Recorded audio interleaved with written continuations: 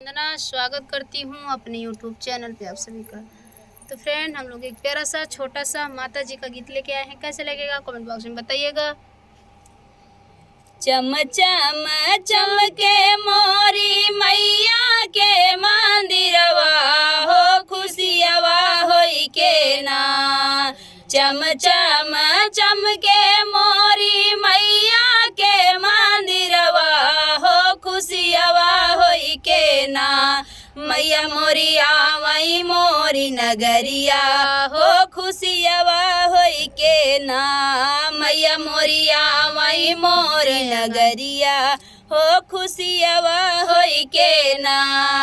गैया के गोबरा से अंगना लिपवले हो अंगनवा देखी ना। गैया के गोबरा से अंगना लिपवले हो अंगनवा देखी ना। हो अंगनवा देखी ना। मैया मोरी भैली खुशी मनवा हो अंगनवा देखी ना।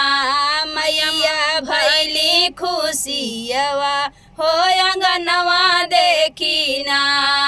चम चम चमके मोरी मैया के मंदिरवा हो खुशियवा होई के ना। हो कि खुशी होई के ना।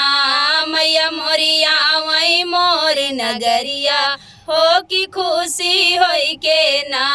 मैया मोरी आवई मोरी नगरिया हो कि खुशी होई के ना। कलसा भराई के दिया ना जलवले हो दिया ना देखी ना।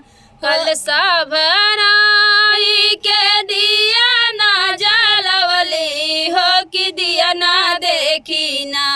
हो कि दिया ना देखी ना। मैया मोरी भैली मगनवा हो कि दिया ना देखी ना। मैया मोरी भैली मगनवा हो कि दिया ना देखी ना।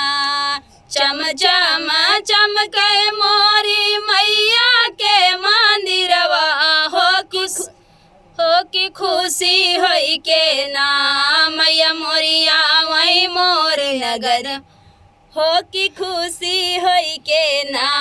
मैया मोरी आवई मोर नगरिया हो कि खुशी होई के ना। हलवा यौ पूड़ी मई के भोगवा लगवे हो कि भोगवा देखी ना। हलवा यौ पूड़ी मई के भोगवा लगवे हो कि भोगवा देखी ना। मैया मोरी भैली मगनवा हो कि भोगवा देखी ना। मैया मोरी भैली मगनवा हो कि भोगवा देखी ना। चम चम चमके मोरी मैया के मंदिरवा हो कि खुशी होई के ना।